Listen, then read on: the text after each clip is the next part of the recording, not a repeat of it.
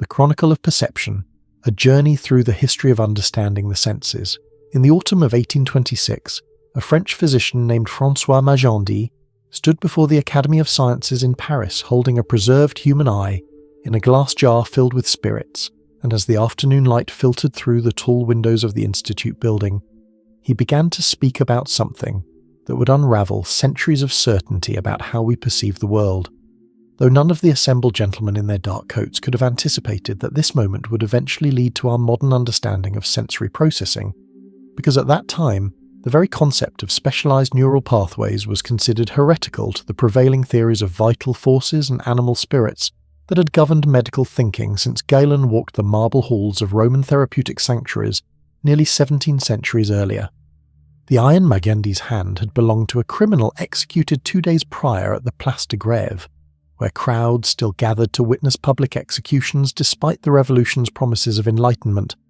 and the physician had obtained it through connections with the city morgue,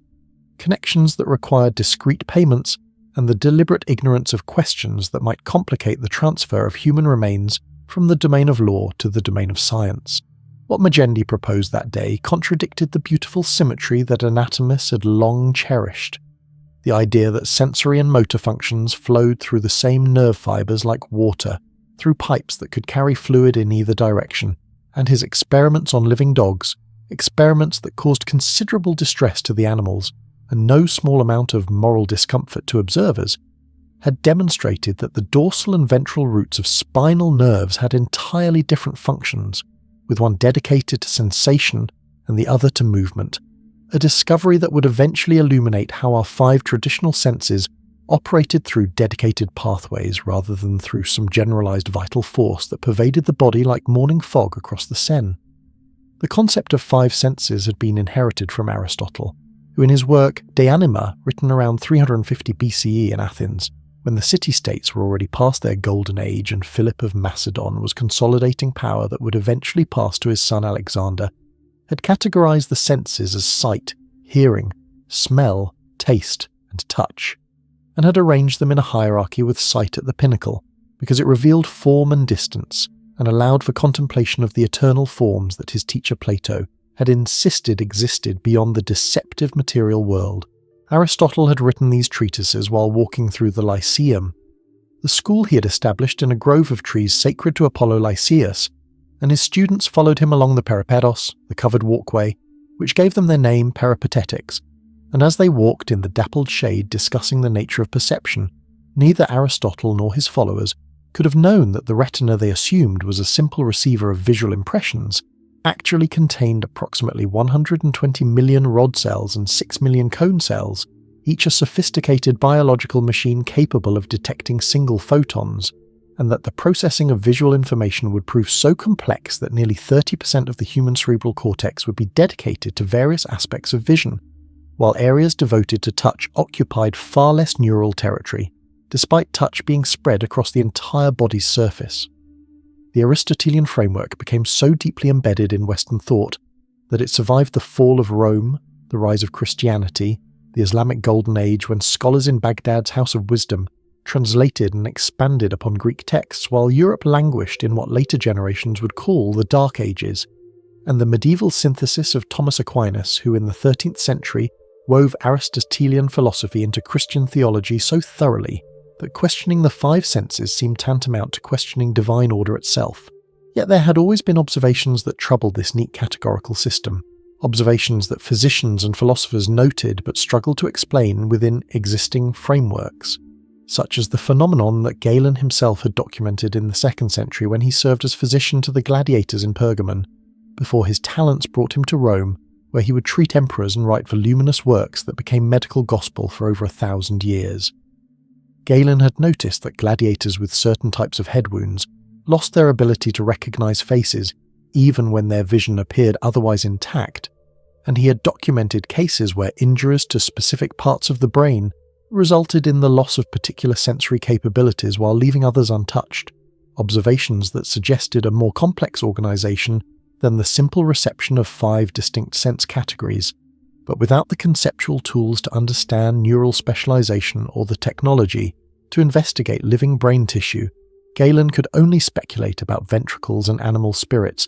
building elaborate theoretical structures on foundations of limited anatomical knowledge, gained primarily from dissecting pigs and Barbary apes, since Roman law forbade the dissection of human corpses, except under extraordinary circumstances. The animal spirits that Galen proposed, these supposed subtle fluids that flowed through hollow nerves like water through aqueducts, carrying sensations from the periphery to the brain's ventricles where the rational soul resided. This theory would dominate Western medicine until well into the Renaissance,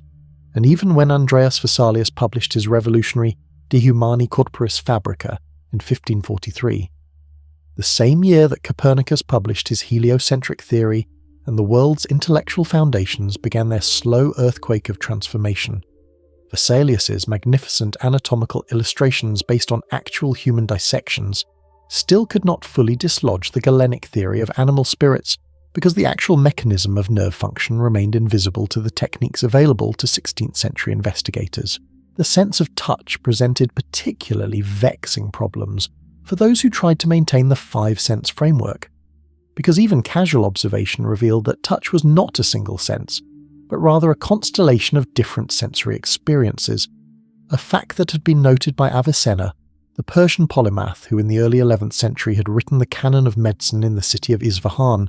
a work so comprehensive and systematically organized that it became the standard medical textbook in both Islamic and Christian universities for over 500 years, used by medical students in Cairo and Cordoba, in Paris and Prague, its pages copied and recopied by scribes who often did not understand the Arabic or Latin they were transcribing, but who preserved Avicenna's careful distinctions between different aspects of what Aristotle had simply called touch. Avicenna had distinguished the sensation of contact from the perception of temperature,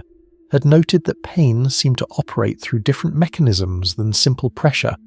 and had observed that the sense of bodily position, which allowed a person to know where their limbs were even in complete darkness, appeared to be something distinct from the feeling of external objects against the skin. Observations that suggested touch was really an umbrella term for multiple sensory systems, but without a theory of specialized nerve endings or any understanding of how different types of sensory information might be encoded differently by the nervous system.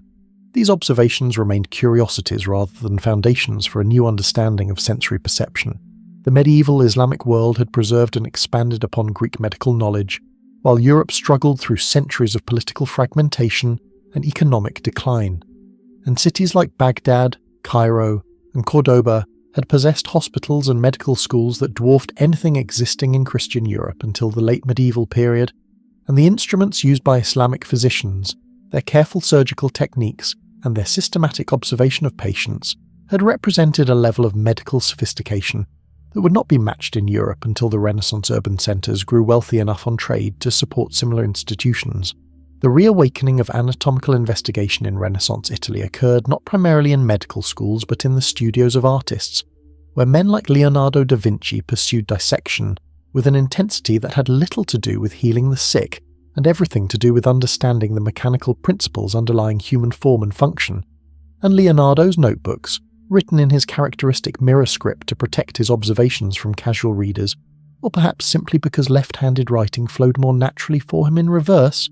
contained drawings of the eye's anatomy that were more accurate than anything in contemporary medical texts, including a correct depiction of the lens's position and detailed observations about how the pupil contracted and expanded in response to light.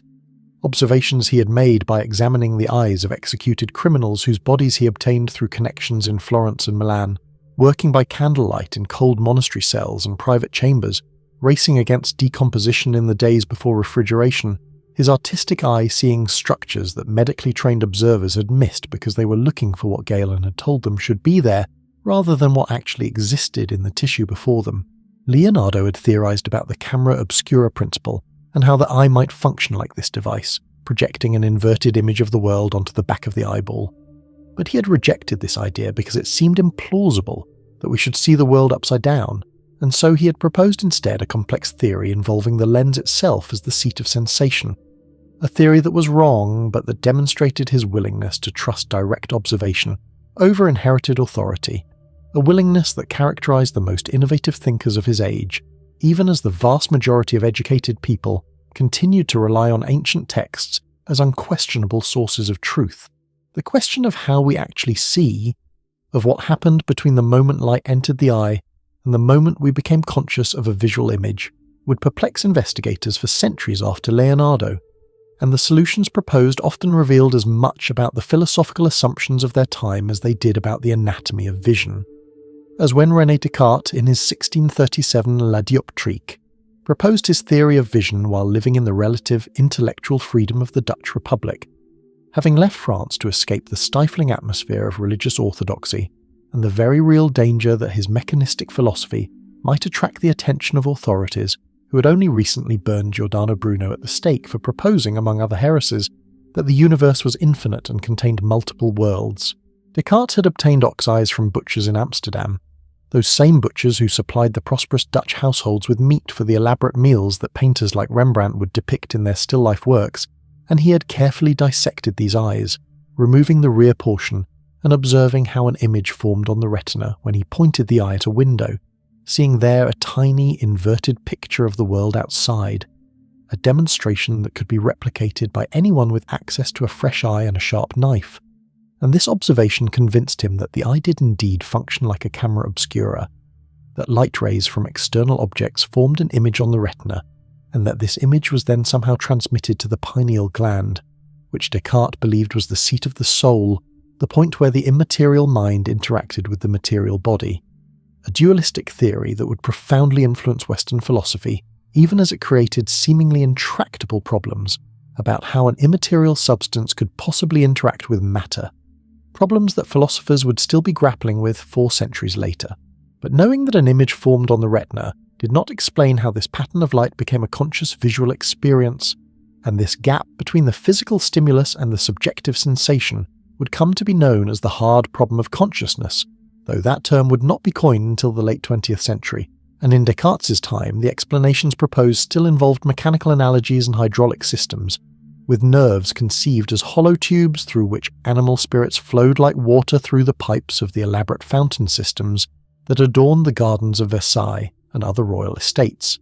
Fountains that operated through the same hydraulic principles that Descartes imagined governed the body, with pressure in one part of the system causing movement in another part according to mechanical laws that could be understood through mathematics and geometry, the tools that Descartes himself had revolutionized through his development of coordinate geometry, making it possible to represent geometric forms algebraically and vice versa,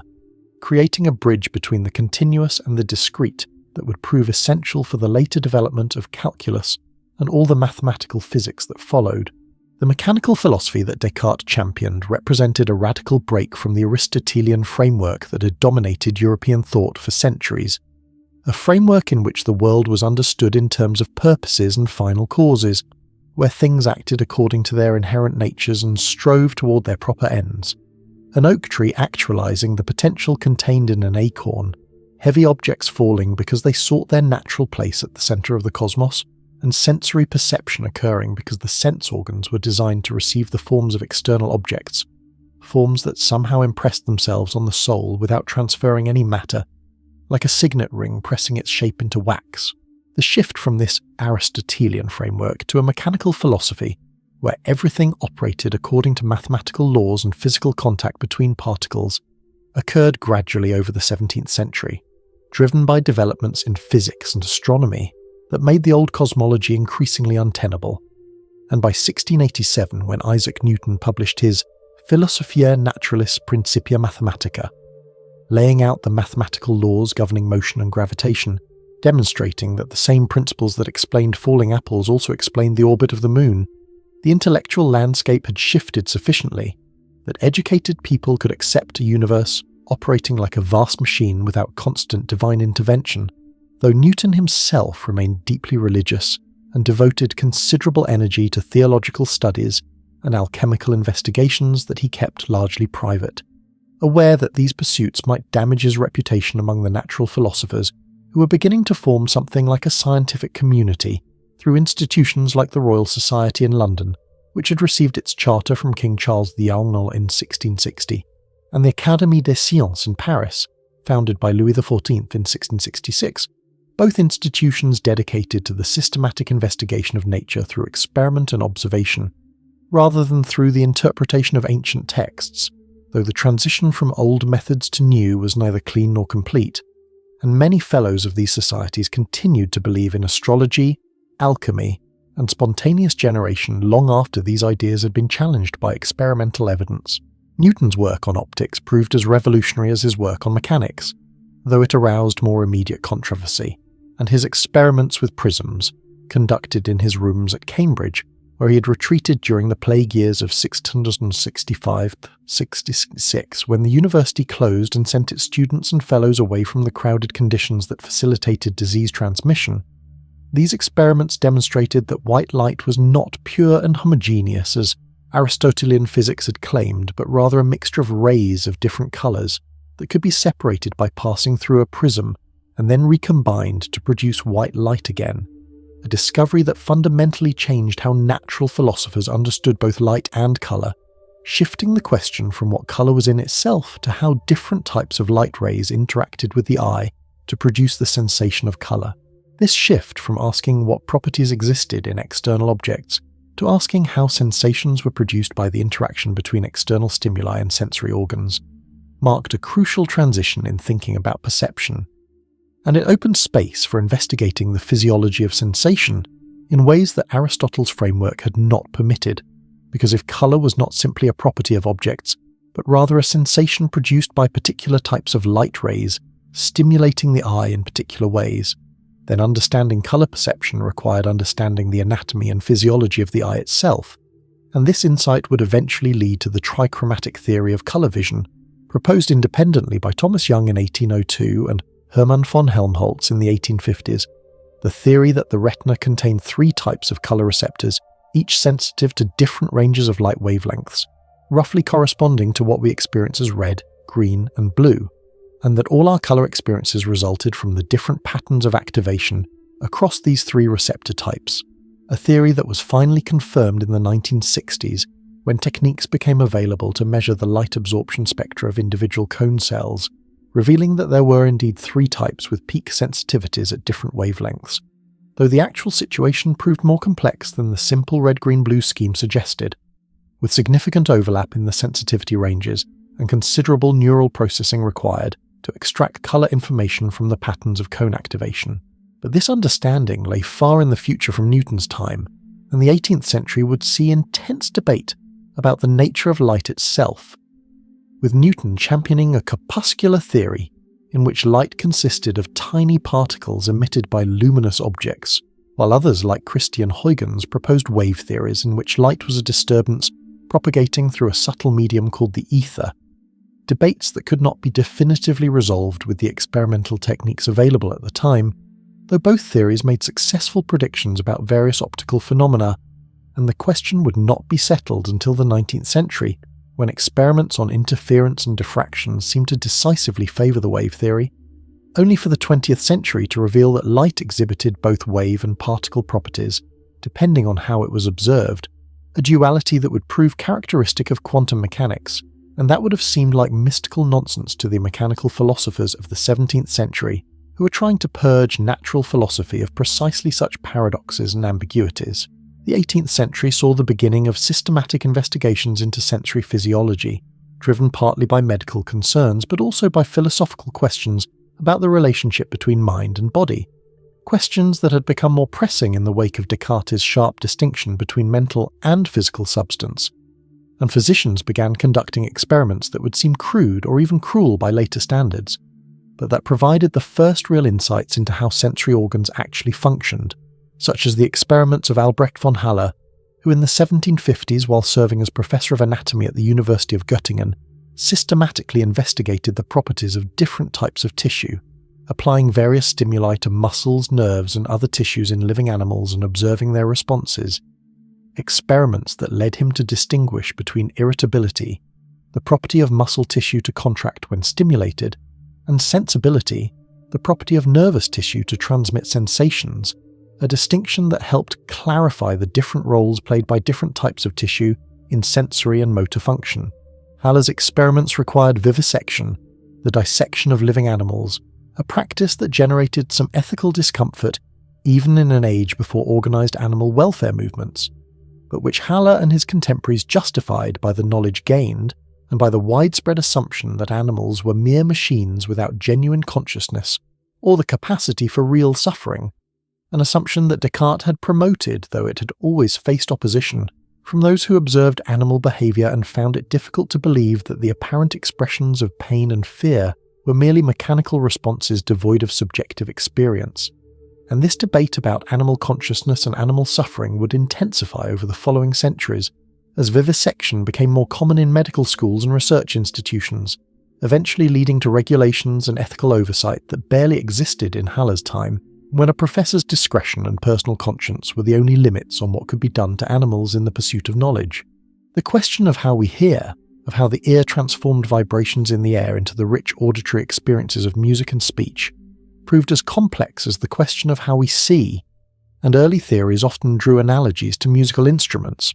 with various anatomists proposing that different structures in the ear resonated to different frequencies, like the strings of a harp or lyre.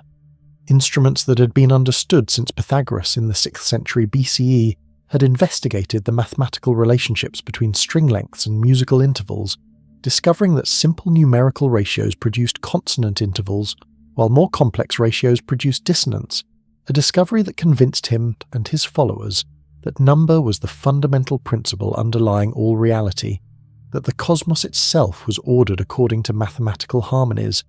ideas that would echo through Western philosophy and science for millennia afterward. The anatomy of the ear, with its intricate arrangement of tiny bones, membranes, and the spiral structure of the cochlea, suggested a sophisticated mechanical device designed to analyze sounds, but understanding exactly how this device worked required knowledge of acoustics, anatomy, and physiology that would only gradually accumulate over centuries, and early investigators faced the challenge that the most delicate structures, the hair cells within the cochlea that actually convert mechanical vibrations into neural signals, were too small and fragile to be studied with the microscopes available before the 19th century, and even when these structures could be visualized, their function could only be inferred indirectly because there was no way to observe or measure the electrical signals they generated in response to sound.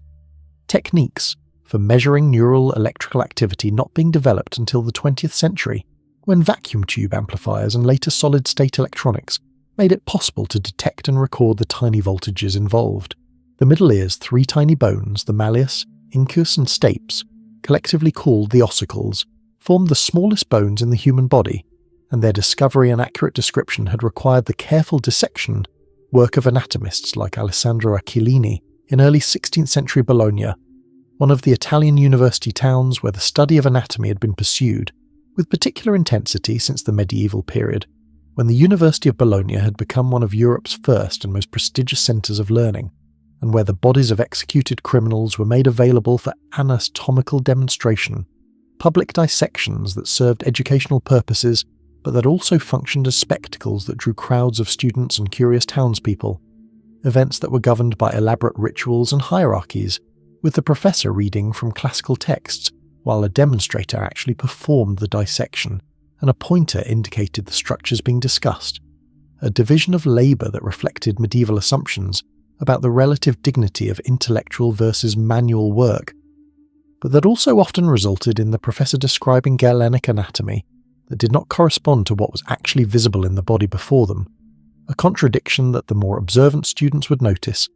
and that eventually contributed to the overthrow of Galenic authority when anatomists like Vesalius insisted on doing their own dissections and trusting what they saw over what the text said they should see. The ossicles functioned as a lever system that amplified the vibrations of the eardrum and transmitted them to the fluid-filled cochlea,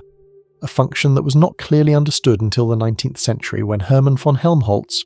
the same scientist who had contributed to colour vision theory, investigated hearing and proposed his resonance theory, suggesting that different parts of the basilar membrane within the cochlea resonated to different frequencies, with high frequencies causing maximum displacement near the base of the cochlea and low frequencies affecting regions near the apex. A theory that was essentially correct in outline, though the details would require 20th century techniques to fully elucidate, techniques like the experiments of Georg von Becchesi, who in the 1940s and 1950s directly observed the motion of the basilar membrane by creating mechanical models and examining cochleas from human cadavers, work that earned him a Nobel Prize and that confirmed the basic principle of frequency mapping along the cochlea's length, while revealing that the actual mechanical response was more complex than Helmholtz had envisioned, with waves of displacement travelling along the membrane rather than localised resonance at discrete points. The chemical senses, smell and taste, presented different challenges to investigators because they involved molecular interactions rather than the physical stimuli of light and sound, and understanding how molecules could trigger sensory experiences required a level of chemical knowledge that did not exist until the modern period. Though observations about smell and taste had been accumulating since ancient times, and physicians had long used these senses diagnostically, smelling patients' breath and urine, tasting their blood and other bodily fluids, practices that modern sensibilities find repulsive, but that made practical sense in an era before chemical analysis and laboratory tests, when the physician's own senses were the primary diagnostic instruments available, and medical texts from Hippocratic times through the medieval period contained detailed descriptions of the smells and tastes associated with various diseases, with sweet-smelling urine indicating what we now know as diabetes,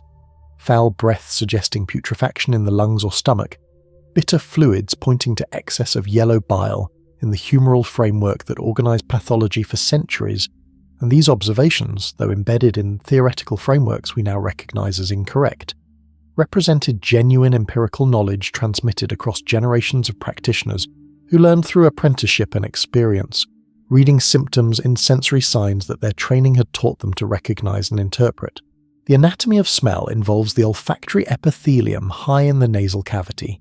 a region of tissue containing millions of olfactory receptor neurons, each expressing one type of olfactory receptor protein from a family of approximately 400 different receptor genes in humans, though this number varies among species, with dogs possessing over 800 olfactory receptor genes and correspondingly more acute sense of smell, a difference that has been exploited by humans since the domestication of dogs tens of thousands of years ago,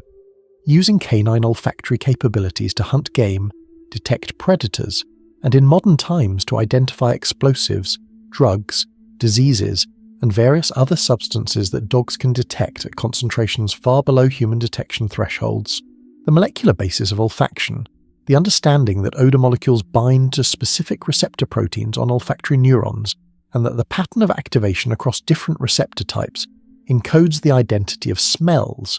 This understanding only emerged in the late 20th century when Linda Buck and Richard Axel in 1991 identified the gene family encoding olfactory receptors, work that earned them the Nobel Prize in 2004, and that revealed the elegant logic of the olfactory system, with each receptor neuron expressing only one type of receptor protein, and sending its axon to a specific structure called a glomerulus in the olfactory bulb, so that the activation of particular receptors creates a spatial pattern of activity in the olfactory bulb that represents the molecular signature of the odour, a pattern that is then processed by higher brain centres to produce the conscious experience of smell, along with all the associations and memories that smells can trigger, because the olfactory system projects directly to limbic structures involved in emotion and memory, including the amygdala and hippocampus, which explains why smells can evoke memories and emotions with peculiar vividness and immediacy, a phenomenon that Marcel Proust famously explored in his novel In Search of Lost Time, where the taste of a Madeleine cake dipped in tea triggers an involuntary flood of childhood memories, an experience that Proust analysed with introspective detail that anticipated later psychological research on the relationship between smell, memory and emotion. Though Proust wrote from the perspective of subjective experience and literary art rather than scientific investigation,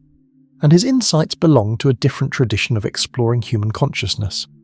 the tradition of the novel and autobiography and philosophical reflection that paralleled and sometimes intersected with scientific psychology, but that operated according to different methods and goals. Taste, which Aristotle had recognised as one of the 5 fundamental senses, actually involves only 5 basic taste qualities: sweet, salty, sour, bitter, and umami, this last being a savoury taste associated with glutamate and related amino acids, a taste quality that was not scientifically recognised until the early 20th century, when the Japanese chemist Kikunae Ikeda in 1908 isolated glutamate from kombu seaweed and identified it as the source of the distinctive taste that characterised many traditional Japanese foods. And though Ikeda's discovery was initially treated with skepticism by Western scientists who assumed that all taste could be analysed into combinations of the 4 traditional taste qualities. Eventually, the existence of specific receptors for glutamate was confirmed, and umami was accepted as a basic taste category. A reminder that scientific frameworks are always provisional, and that observations from different cultural traditions can expand understanding in ways that a single tradition might miss,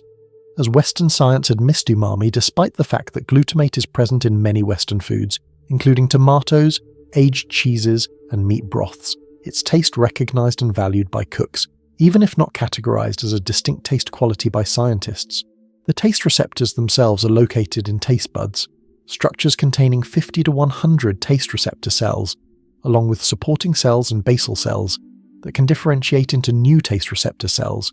because unlike most neurons, taste receptor cells have a limited lifespan and must be continuously replaced, turning over approximately every 10 days, a rate of replacement that makes them unusual among sensory cells and that reflects the harsh environment of the mouth where they are exposed to hot foods, acidic substances, and mechanical abrasion from chewing. And this constant replacement means that taste receptor cells must continuously regenerate their connections with sensory neurons that carry taste information to the brain, a process that involves molecular recognition, signals, and guidance cues that ensure the proper wiring is maintained despite the cellular turnover. The flavor of food, what we experience when we eat, involves a combination of taste, smell, temperature, texture, and even pain sensations from spicy foods. And most of what people describe as taste is actually smell, as becomes apparent when a head cold blocks the nasal passages and food becomes bland and uninteresting. Even though the taste receptors on the tongue are functioning normally, a demonstration that the integration of different sensory modalities is essential for creating the rich perceptual experiences we take for granted, and this integration occurs in the brain where information from different sensory systems converges in areas like the orbitofrontal cortex, a region of the prefrontal cortex located just above the eyes that receives inputs from taste, smell, vision, and somatosensory systems, and that creates unified representations of food and other stimuli, representations that guide behavior and decision-making, helping us decide what to eat, what to avoid, what to approach, and what to flee, functions that are essential for survival and that have been shaped by millions of years of evolution, with bitter taste receptors likely evolving to detect toxic compounds that many plants produce as defensive chemicals, sweet receptors detecting energy-rich sugars, salt receptors monitoring sodium balance, sour receptors detecting acids and potentially spoiled foods, and umami receptors detecting amino acids that indicate the presence of proteins. All these taste qualities providing information about the nutritional content and potential dangers of foods, information that guided food choices long before anyone understood biochemistry or nutrition, operating through preferences and aversions that felt innate and immediate, even though they resulted from complex evolutionary processes operating over vast timescales. The sense of touch, as Avicenna and others had recognized, encompasses multiple distinct sensory systems, and modern neuroscience recognizes at least 4 types of mechanoreceptors in the skin that respond to different aspects of tactile stimulation, with Meissner's corpuscles detecting light touch and texture, Merkel cells responding to sustained pressure and fine details, Pacinian corpuscles sensing deep pressure and vibration, and Ruffini endings detecting skin stretch. And these different receptor types are distributed differently across the body, with higher densities on the fingertips and lips, where tactile acuity is greatest, and lower densities on the back, and legs where we are less sensitive to fine details. A distribution that reflects the functional significance of touch in different body regions, with hands and mouth being used for active exploration and manipulation of objects, while other regions serve primarily protective and monitoring functions. The discovery of these specialized receptors required microscopic investigation and careful anatomical work by researchers like Georg Meissner and Angelo Ruffini and Filippo Pacini in the mid-19th century, when improvements in microscope optics and tissue preparation techniques made it possible to visualize structures that had been invisible to earlier investigators, and the naming of these structures after their discoverers reflects the historical convention of anatomical nomenclature, though it obscures the fact that these structures had existed in skin long before anyone observed them under a microscope, and that evolution had crafted them through countless generations of natural selection without any conscious design or planning, a point that would only become clear after Charles Darwin published On the Origin of Species in 1859, providing a theoretical framework for understanding how complex biological structures could arise through natural processes without requiring a designer, a theory that met fierce resistance from those who believed it, contradicted religious teaching and human dignity, but that gradually gained acceptance as evidence accumulated and as people recognized that evolutionary theory made sense of countless observations in anatomy, embryology, biogeography, and paleontology that had previously seemed disconnected or arbitrary. Temperature sensation involves different receptors than mechanical touch, with thermoreceptors responding to warming or cooling of the skin, and these receptors belong to a family of proteins called TRP channels, transient receptor potential channels, which were first discovered in fruit fly photoreceptors, and which turned out to be a large and diverse family of ion channels involved in sensory transduction across many species and sensory modalities. And some of these TRP channels respond to specific temperature ranges, with TRPV1 activated by heat above approximately 43 degrees Celsius, a temperature that also begins to cause pain, and TRPM8 responding to cold temperatures and to menthol, the compound in mint that produces a cooling sensation even at neutral temperatures, a finding that explained why menthol feels cool, and that demonstrated that sensory qualities like coolness are not simply direct reflections of physical properties but rather result from the activation of specific receptor types. So that menthol feels cool because it activates the same receptors that cold temperatures activate, even though menthol does not actually lower skin temperature, a dissociation between physical stimulus and sensory experience that reveals the constructed nature of perception, the fact that our sensory experiences are products of neural processing rather than direct apprehensions of physical reality, a philosophical point that had been argued by thinkers from George Berkeley in the 18th century to the phenomenologist of the 20th century, but that received concrete empirical support from discoveries about sensory receptor mechanisms and neural coding. Pain, which Aristotle had not listed as a separate sense but had considered an extreme of touch,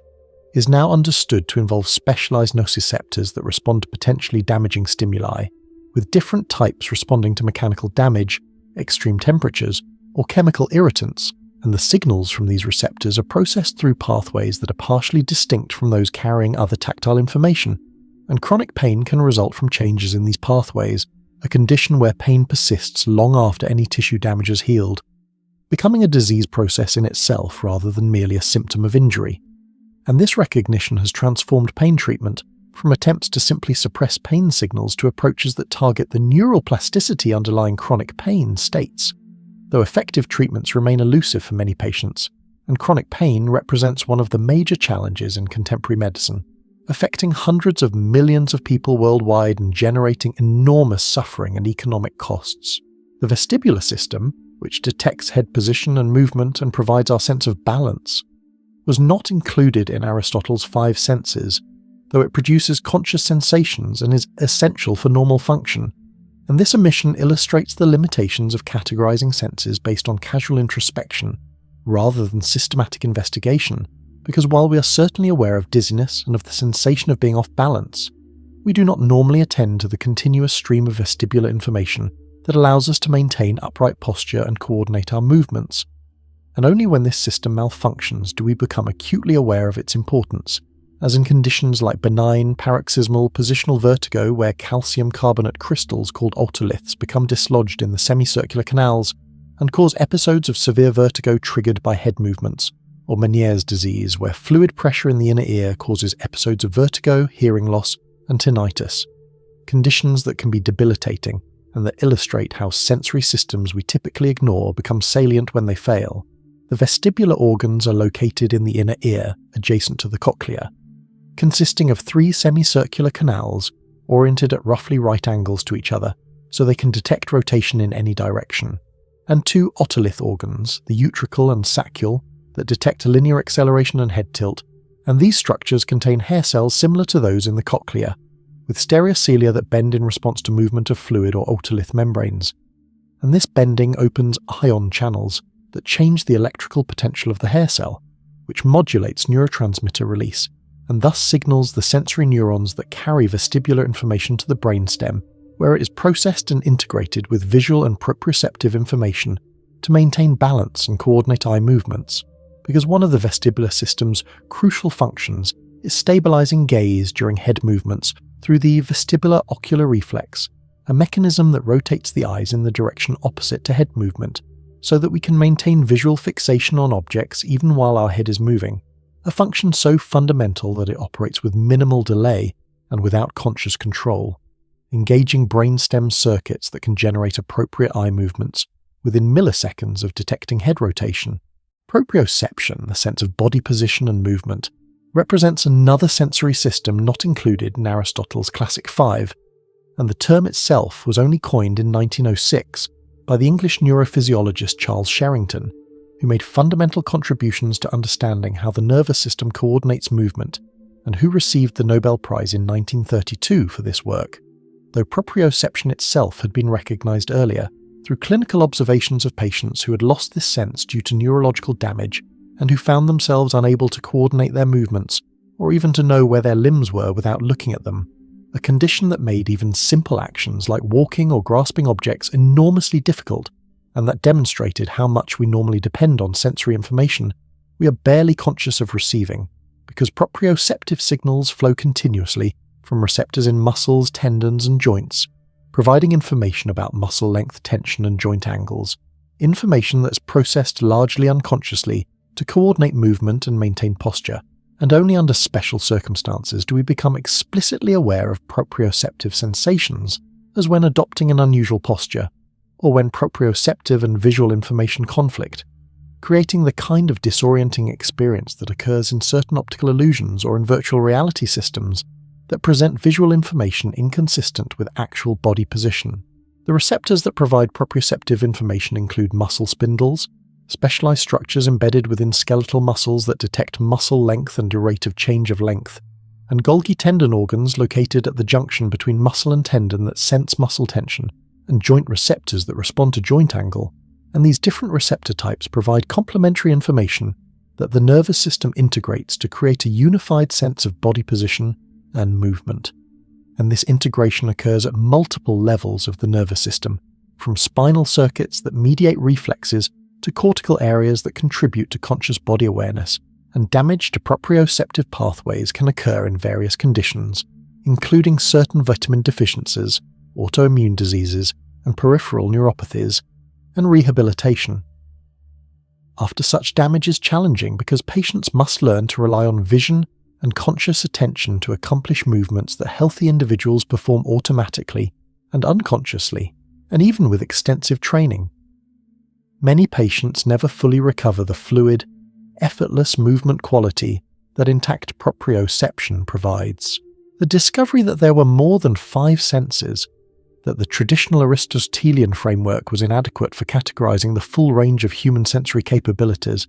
occurred gradually over the 19th and early 20th centuries as neurophysiology developed techniques for investigating sensory systems systematically,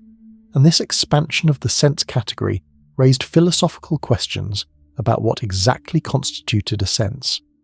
Whether the criterion should be the presence of dedicated receptors, or the conscious quality of sensations, or the functional role in guiding behavior,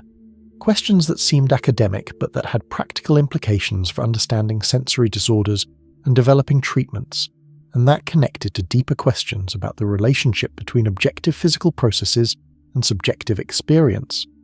The question of how electrochemical signals in neurons gave rise to the felt qualities of sensations, the redness of red, the painfulness of pain, the sweetness of sugar, qualities that the philosopher Thomas Nagel would later call the what it is like aspect of conscious experience, arguing that no amount of objective third-person description of neural processes could fully capture the subjective first-person character of conscious experience.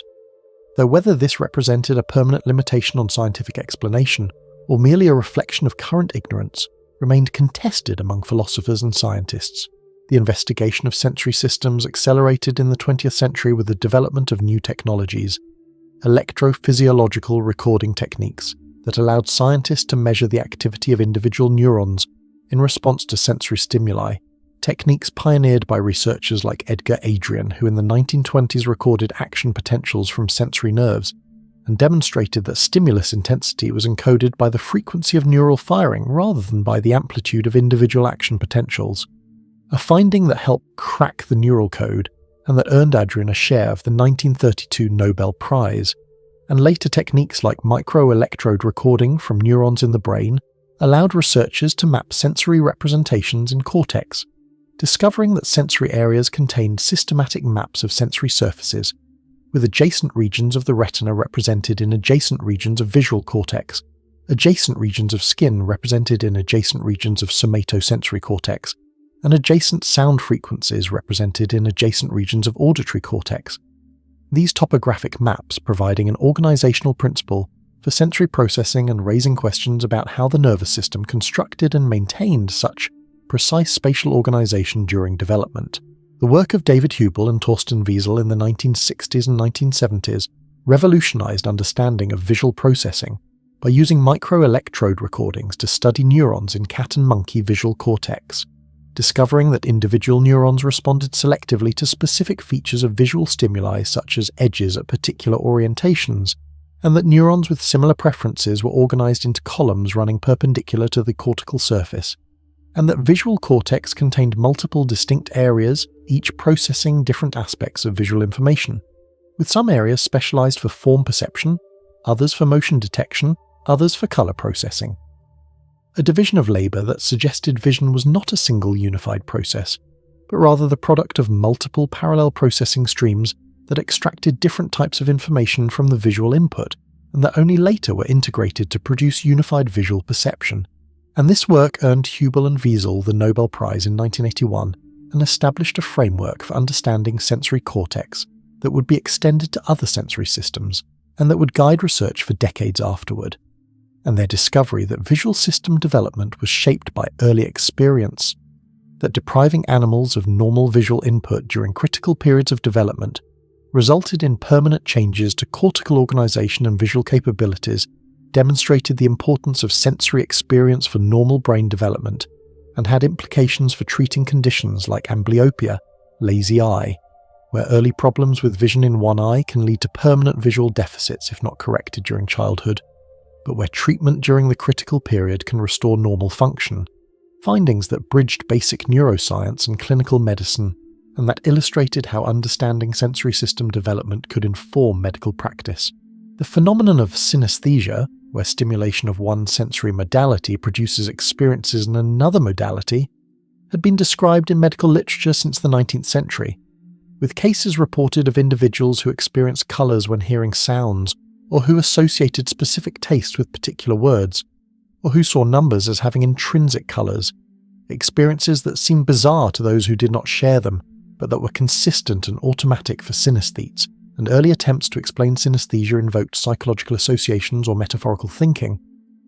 But modern neuroscience has revealed that synesthesia has a neurological basis, likely involving increased connectivity between sensory areas that are normally segregated, and that it runs in families suggesting genetic factors contribute to its development.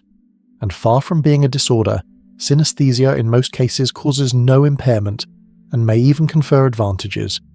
with some synesthetes reporting that their cross-sensory experiences aid memory or creativity, and the study of synesthesia has provided insights into how sensory systems are organized and how they can be modified during development, and it has challenged assumptions about the universality of perceptual experience, revealing that even basic sensory experiences that we assume everyone shares may actually vary considerably across individuals, and that what we think of as normal perception is really just the most common pattern among a range of possible perceptual organizations that the nervous system can construct. The binding problem, the question of how the brain combines information from different sensory modalities and different processing streams to create unified perceptual experiences,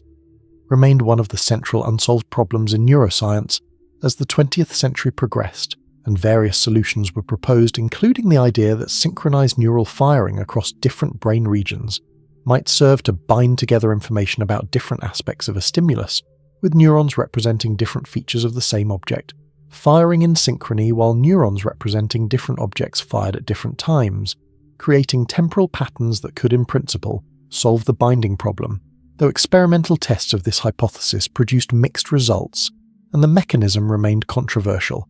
And other researchers proposed that binding occurred through feedback connections from higher cortical areas that integrated information from lower areas, or through the activity of specific convergence zones where information from different streams came together,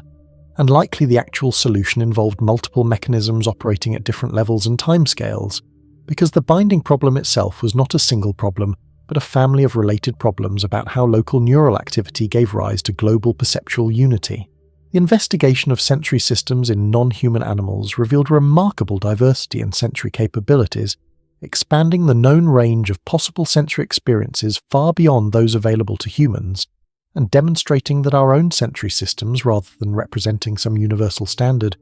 were simply one particular evolutionary solution to the problem of gathering information about the environment, a solution shaped by the specific ecological niche that our ancestors occupied, and by the particular selection pressures they faced. And other animals with different evolutionary histories had developed different sensory systems suited to their own needs, such as echolocation in bats and dolphins, where high-frequency sounds were emitted and the returning echoes analysed to detect objects and their properties, a sensory capability that had no direct analogue in human experience, though its function was somewhat similar to vision in providing spatial information about the environment, or electroreception in certain fish like sharks and rays, where specialised receptors detected weak electric fields generated by the muscle activity of prey animals, allowing the predator to locate hidden prey, or magnetoreception, the ability to detect Earth's magnetic field for navigation, a capability found in migratory birds and sea turtles, and probably in some other species, though the mechanism remained poorly understood despite decades of research, with various hypotheses proposed involving either ion-based receptors that could detect magnetic field direction or quantum effects in certain photoreceptor proteins, and these exotic sensory systems forced scientists to think more carefully about what constituted a sense and about the relationship between sensory mechanisms and perceptual experience, because it was difficult to imagine what echolocation or electroreception might feel like from the inside, what the subjective quality of these experiences might be, and whether concepts derived from human sensory experience like colour or loudness could even meaningfully apply to such fundamentally different sensory modalities. The development of the senses during embryonic development involved complex sequences of molecular signals and cellular interactions that had only begun to be understood in the late 20th century, with the development of molecular biology techniques that allowed researchers to identify genes involved in sensory system development and to trace their expression patterns, revealing that similar developmental programs were used across different sensory systems and across different species, with certain transcription factors like PAC6 playing crucial roles in eye development across animals as diverse as insects and mammals, despite the very different eye structures these groups possessed, compound eyes versus camera eyes, suggesting that the genetic toolkit for building sensory systems was ancient and highly conserved, even though the actual structures that resulted could be quite different, and the study of developmental mutants, animals with genetic alterations that disrupted sensory development, proved invaluable for understanding the normal developmental process, with fruit flies being particularly important model organisms because their generation time was short and their genetics well understood, allowing researchers to screen for mutations affecting sensory development and to identify genes involved in processes like photoreceptor differentiation or mechanoreceptor formation. And though the details of fly sensory development differed from mammalian development, the fundamental principles often proved similar enough that insights from flies could guide research in other organisms, including humans,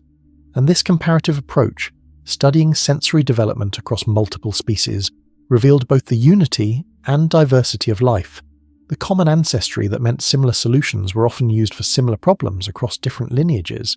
but also the unique innovations that different lineages had evolved in response to their particular ecological circumstances. The clinical importance of understanding sensory systems became increasingly apparent as medicine advanced and as treatments became available for sensory disorders that had previously been untreatable, such as cochlear implants for profound deafness, devices that bypassed damaged hair cells and directly stimulated the auditory nerve with electrical signals, providing a form of hearing to people who would otherwise have been completely deaf, though the quality of sound through a cochlear implant differed from natural hearing and required considerable learning and adaptation, with the brain having to learn to interpret the artificial patterns of stimulation as meaningful sounds, a process that was more successful in children implanted at young ages during the critical period for auditory development than in adults who had been deaf for many years. demonstrating the plasticity of sensory systems but also their constraints, the way that early experience shaped neural circuits in ways that were difficult to reverse later, and similar principles applied to other sensory prosthetics like retinal implants for blindness, devices that attempted to restore vision by electrically stimulating surviving retinal neurons in people whose photoreceptors had degenerated. And though current retinal implants provided only crude visual information, far inferior to natural vision, they demonstrated proof of principle, and ongoing research aimed to improve the resolution and quality of artificial vision. And beyond prosthetics, understanding sensory development informed treatments for amblyopia and other developmental disorders where intervention during critical periods could prevent permanent deficits. And understanding sensory processing helped explain certain neurological conditions like agnosia, where brain damage left sensory systems intact but disrupted the ability to recognize objects, faces, or other stimuli, demonstrating that perception involved not just detecting sensory information, but also interpreting it, processes that could be selectively damaged by localized brain lesions, producing the strange dissociations described in neurological case studies, where patients could see objects but not recognize them, could hear speech but not comprehend it, could feel objects but not identify them. Fragmentations of perception that revealed its composite nature, the way that what seemed like a simple, unified experience actually depended on multiple processing stages, any of which could fail independently.